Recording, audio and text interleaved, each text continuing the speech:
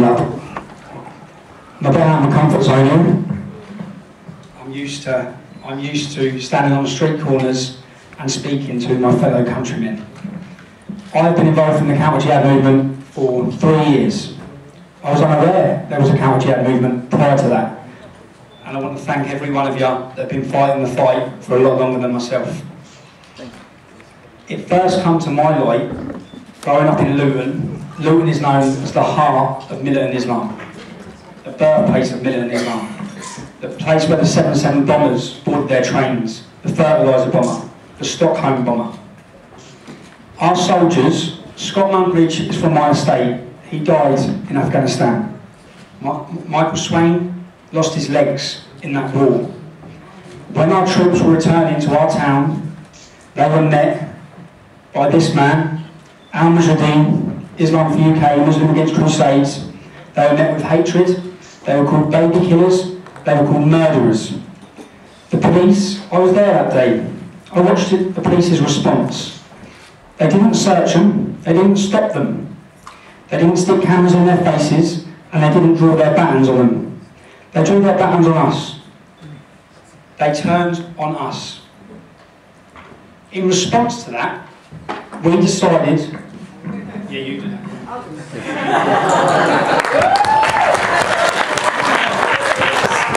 In response to that, we decided to organise a demonstration as Lutonians. Being from Luton, having our friends lose their legs and our friends die, it meant so much. That day, my friend's mum was there, their families were there. To us, that was a terrorist attack. That's what they'd done that day to our soldiers' homecoming parade. Now, when we turned up, which was a community, it was my aunties, it was my uncles, it was men, it was women. When we turned up, we were stopped, we were searched. We had police put their hands in our pockets, we had cameras in our faces, we had police on horseback, we had koshes. We were treated like the criminals, a complete two-tier system to the way the Islamist group were treated. If that wasn't bad enough, we knew that certain factions, Nazi factions such as the National Front, backward scum, were trying to attach themselves to our movement. So we held placards and banners that read National Front scum, go to hell. Islamism, Nazism, opposite sides of the same coin to us. It's not welcome in our town. One of my best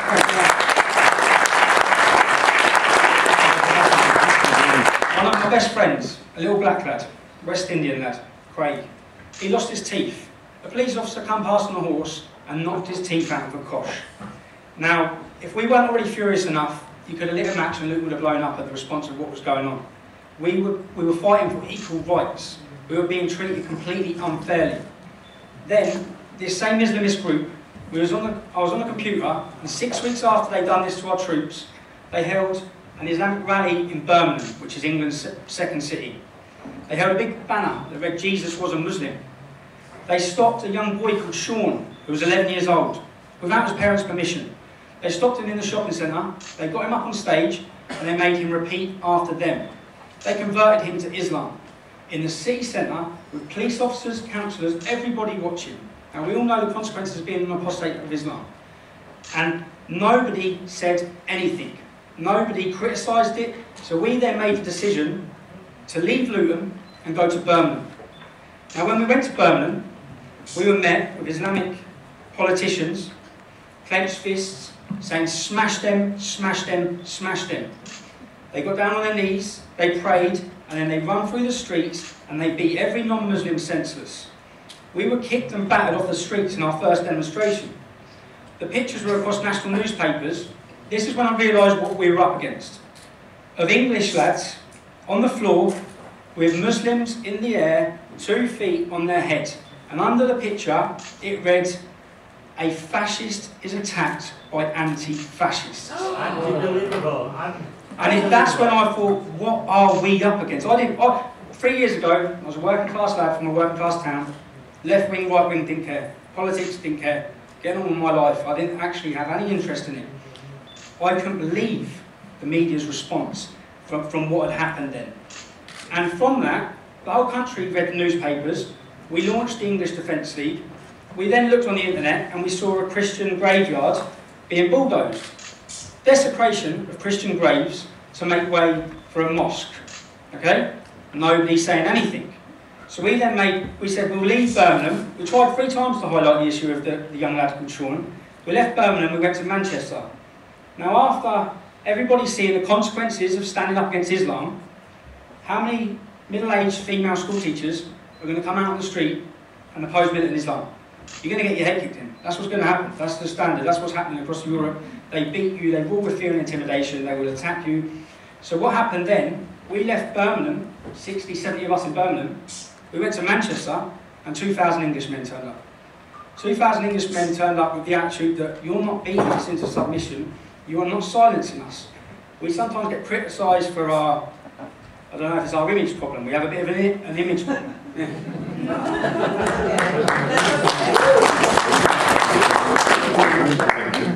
The sort of person that turned up in Manchester, and I will never condemn him, is a man that's prepared to stand up. And a man who's prepared to stand up for what he believes in and not be beaten off the street. It was never going to, me, it was never going to be doctors and nurses that takes on militant Islam. Okay? There's a certain sort of person that will go on the street and oppose it, and a certain sort of person that stands on the front line for our country in our armed forces. Someone that's not going to back down to them. Now, what has come with this, and it's been a complete 3 years of mayhem, which has shocked me, is the persecution from the police and the authorities, the political policing. It started off with myself. It started off, what they do is, after our first demonstration in Luton, they kicked my doors off. They chose one person from each estate, and they kicked their doors off, because that instills fear into all the other kids on the estate, and all the other people on the estate, that you can't do that because you'll have your door kicked off, you'll be arrested. No charges are brought. From that, I was flying out to Edinburgh, I was at Luton Airport, I was stopped by Special Branch.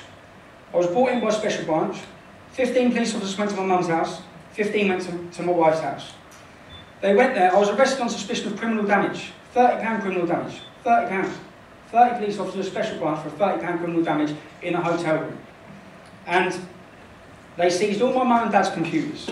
They seized all of our phones, okay? And after 3 weeks, they dropped all charges. Now, the persecution continued, and it was enabled to break me, silence me.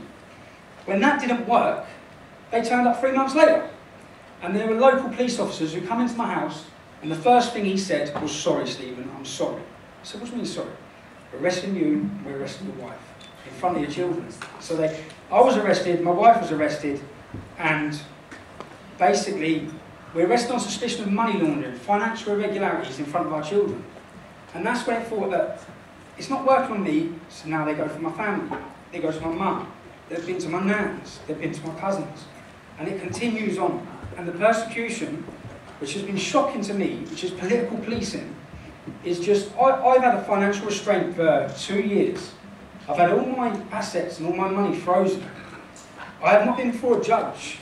These are the tactics that they will use to silence us for standing up against fascism and extremism. We have an Osman warning. Some of you may know an Osman warning. An Osman warning is an official government warning that you are going to be killed. Okay? The first one I got, they gave me mine, they called me to the police station, and in it said, "We advise you to leave Luton for the foreseeable future, take your family." Then they said, "I need to see your wife." I said, "Why?" Because they need to give my wife one. So my wife was pregnant at the time. So when the officer came around my house, he's telling my wife who's pregnant that Muslims want to kill her. And I said, "How long have you been a police officer?" 20 years. "Have you ever told a pregnant Muslim woman that Christians want to kill her? For what?" This is the problem. No, you haven't. This is the Osman warning. And Islam rules to me with fear and intimidation. You show any weakness, they will run all over you. The first thing I've done after my Osman warning was walk straight into Luton Town Centre, and I walk into Luton Town Centre every single day since, because we will not be scared into intimidation, which is what they do. And men and women follow courage to me, that's why I see it. They follow courage. Our politicians, I don't see any courage. I see courage in Gert Wilders. I see courage in everyone that stood here today, and I see your countrymen and women will follow you. Our countrymen and women have followed us. The English Defence League, I believe, and now the British Freedom Party, has written its name in history. It's written its name in history. We may be demonised, slandered at present, but everything that's happening now will be looked back upon in history. I don't believe the next generation of youth will ever forgive us if we stand by and do nothing. They'll never forgive us.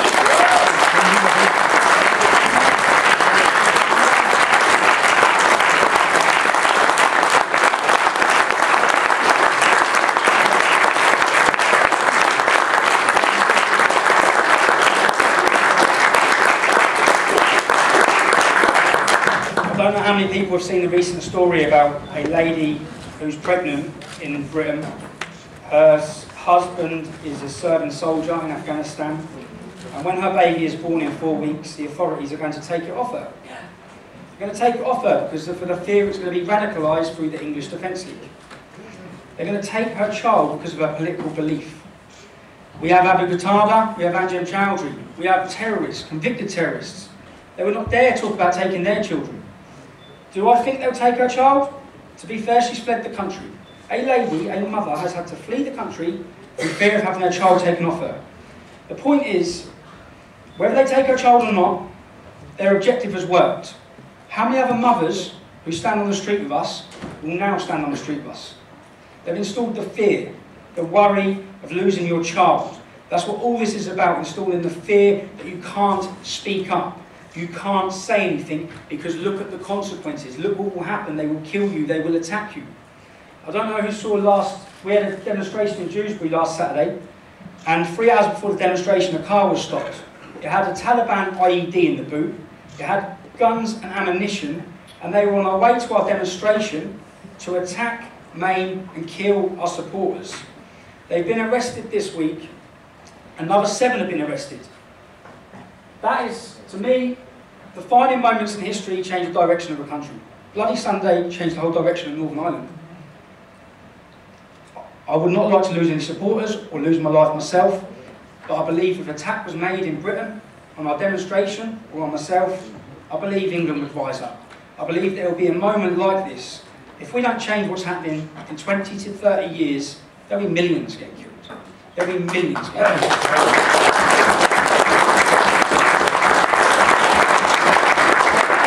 I met with a vicar who, he told me, I believe you'll be a sacrificial lamb. I believe maybe we will be a sacrificial lamb. But what we do at the same time is nothing in comparison to what our armed forces do. Every day. They go out and face it every day. Guns, bullets, every single day. Fighting for our freedom of speech, for democracy. So it is our duty, it is every man's duty, every woman's duty to stand up and stand up for what we believe in. Some people may see, I'm a convicted football hooligan, yeah? Apparently. I was arrested for swearing outside a football stadium. Okay? 2 police officers said I swore. I said I didn't. It went to court, I get convicted for swearing. Then it comes into light the reason why. Then this story goes across the media. I'm a convicted football hooligan now. That demonises our movement straight away, the leaders of football hooligan. And I don't claim to be the moral compass for Britain or for Europe or to be polishing my halo. I've never been an angel and I never will, probably will be an angel, but I'm a normal working class lad from my town. But then it comes into light, the football team that I follow, Luton Town, as rubbish as they are, yeah, they are, our football stadium is in the heart of Bury Park. Bury Park is the Islamic ghetto of Luton. I've been going there for 20 years. Now that it's common knowledge that I'm the leader of the English Defence League, Deputy Vice Chairman of the British Freedom Party, the police have a dilemma. How do they police me attending the football match? I'll tell you how. They take away my freedom to go to a football match. Rather than deal with the potential riot of a local extremist Islamist violent community, they'll ban me for swearing. Did I swear? No, I didn't. Now I'm banned for 3 years. Part of my ban is I'm not allowed into the Islamic area every Saturday, I'm not allowed into a town centre, and I'm never allowed to go to football. I have to surrender my passport every single game, and we have a police officer called Mohammed Hussein, who's a Muslim police officer. They solely work for their community, that's it. Every time, I've moved 3 times, I've had armed police at my house, my wife, I've changed my kids' school, and each time I move, and the police get my address, then it's out there. So they're leaking my address. So then I refused to give them my address. When I was in court, I said, I'm not giving you my address. Because whenever I give you my address, people turn up at my house. My house gets attacked and I get attacked. And it's coming from you and someone within your police force. Then, this was in the last 2 weeks, 3 weeks, we was at a meeting in the southwest. Came out of the meeting, I was walking, police officer pulled up, I'm arresting you on suspicion of drunk and disorderly. I'm not drunk. Okay? You can't arrest me for drunk and disorderly. We get down to the police station, I start a breathalyzer, I'm not drunk.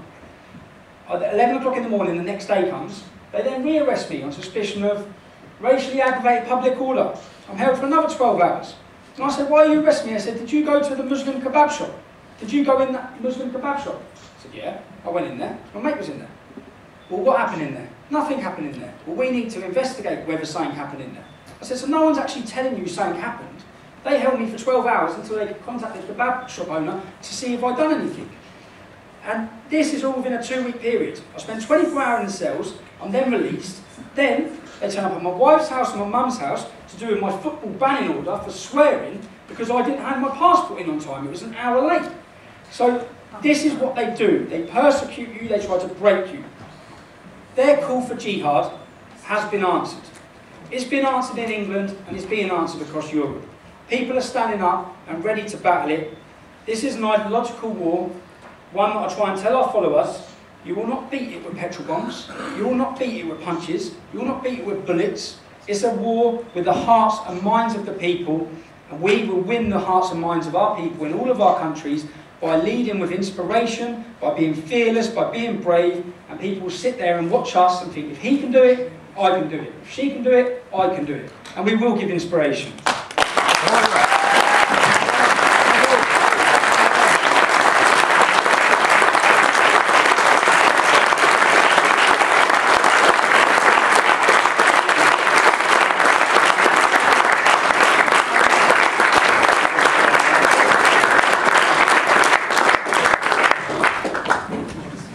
Freedom of speech, we're talking about freedom of speech.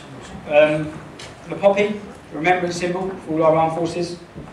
I completely condemn and disagree with Islam, but we've never held a protest on Muhammad's birthday. We've never took it to a day that's quite sacred to them. They only take it to our sacred days. Only. They take it to Armistice Day, when the whole country tradition, for 20 years, falls silent to remember our fallen, our previous generation that gave everything for our freedoms. I was there and they start shouting, your soldiers are burning in hell, through the 2-minute silence. They then get large poppies and they start setting fire to them. Now I asked the police officer, are you going to stop this? Are you going to really let this happen? And members of the public are going to have to watch this on Armistice Day. And he says freedom of speech. No, that's not freedom of speech. That is not freedom of speech. And at that point, which I was well justified to do, I jumped the fence and tried to stop them burning the poppy, because they were committing a crime in my eyes, and it had to be stopped. Now, they were given £50 fines for burning the poppy. I was given a £350 fine for trying to stop them. So how is it 7 times worse to try and stop them burning the poppy when they're burning a poppy? They cause whole outrage and disgust to our entire nation, but yet and what they've done is, when I was arrested, they had charged me with assaulting a police officer. You can watch the video, go on YouTube, put in Tommy Robinson Poppy, or jump over a fence. Now they didn't know there was a video. So they had a police officer's statement saying I assaulted him. And then ITV contacted me and give me the video. So I produced the video at court, which clearly shows I didn't assault him. And the news that they burnt our poppies didn't go across any of the BBC. The BBC News didn't actually report that they burnt our poppies. The BBC News headline was Tommy Robinson arrested for assaulting police officer. This is the demonisation, the continued demonisation. When I hear about, I'm a proud supporter of Israel. I believe in the state of Israel.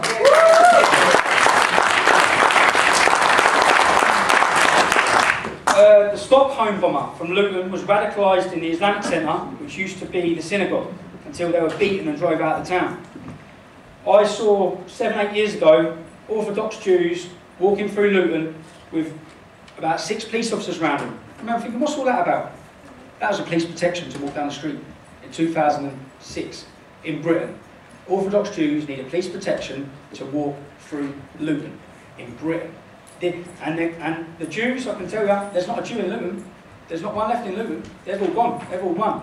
And there has to come a time, everyone I know, everyone of my friends, everyone of my family, when you make your money, you get out of Luton. But there has to be a time when we say, enough is enough, we can't keep running. We have to dig our heels in and stop. You can't keep running it, and it's for the next generation. I've got 3 children who are in Luton. I'm terrified for the future for my kids. I'm terrified for them. And it's about standing up and waking up. The truth is not a lie. You can't hide the truth will prevail. The truth is, Islam is a fascist backward ideology. It's not a religion of peace.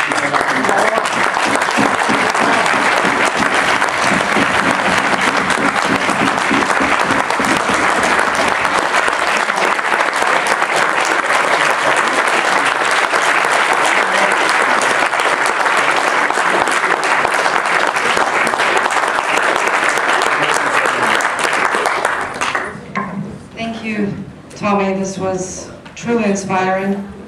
Depressing also, I think. And I think it's going to awaken our, even if it's maybe gone to sleep, which I doubt, it's going to awaken our resolve to fight this and to fight for freedom of speech. We're in favor of something, we're actually not against something. And thank you for coming here, Tommy. And I think now is the fitting time for a lunch break, actually. I think we're all hungry. Wait, don't get up yet. I need to tell you, please do not take any cups or plates or anything. Do not eat inside here.